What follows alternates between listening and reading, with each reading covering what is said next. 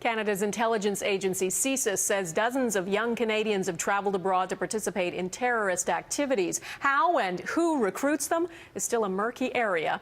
Tonight we have an inside account. Our senior investigative correspondent Jennifer Tryon spoke with one man who doesn't want his identity revealed, but says he got out before it was too late. 5 times a day he prays. His First Nations upbringing, believing God is one, helped him become a devout Muslim. But converting didn't guarantee acceptance. You go into a mosque and in one corner is speaking Arab, one corner is speaking Urdu, and you're in the middle there and you're like, oh, what about me? The English-speaking guy or the new Muslim.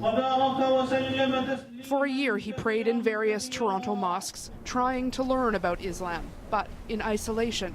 It wasn't long before he was approached by a recruiter from within the Toronto mosque, given more to learn about. Here's a Anwar al-Awlaki CD and you should listen to his lectures. And alarm bells never went off. No, because usually after like 2 or 3 times you now become friends with them, you think.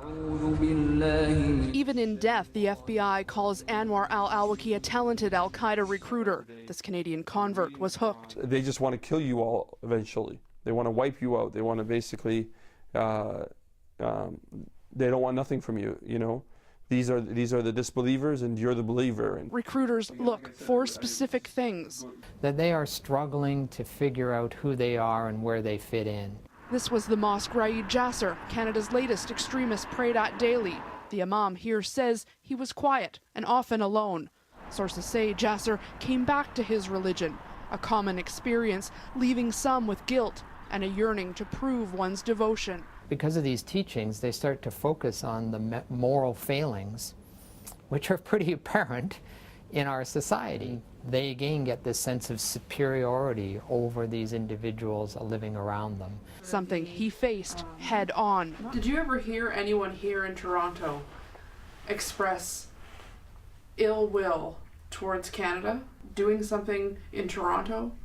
yes, it was a person that I've seen pray with a few times. We should do something, you know, we should make the Canadian forces be known that they can't be in Afghanistan. We need to do something in Toronto or, you know, and make it be known that they can't mess with the Taliban and stuff like that. And with that, something snapped back. This new line of thinking was countering the Islam that first saved him. And he called the RCMP. He said he never saw that guy again in the mosque and believes now that if there were programs to help new converts or young men returning back to Islam better integrate without guilt and zeal, that extreme ideology would have fewer places to grow. Donna. All right, Jen Tryon, thank you.